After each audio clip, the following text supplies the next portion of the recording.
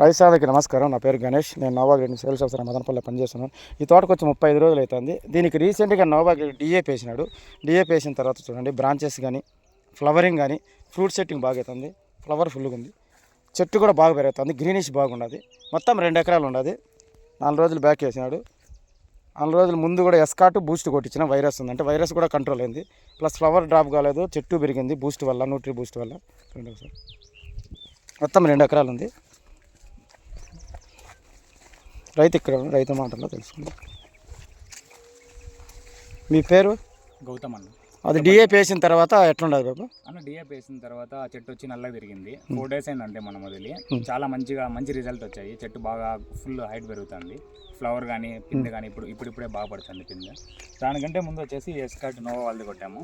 ఇది వైరస్కి ముడతకి కానీ చాలా బాగా పనిచేసింది. ఇంకా దాని తర్వాత ఈ రెండు కాంబినేషన్ చాలా బాగా వర్క్ అయింది.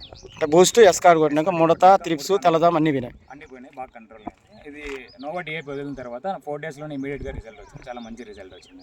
అంటే చెట్టు బాగా పెరిగింది, బ్రాంచెస్ బాగా వచ్చినాయి, కలుపు బాగుంది, ఫ్లవరింగ్ ఫ్లవర్ డ్రాప్ కలగదేమి? ఫ్లవర్ ఏం డ్రాప్ కాలేదు. 37 days బాగా పెరిగింది. రైతులందరూ వాడుకోవచ్చు.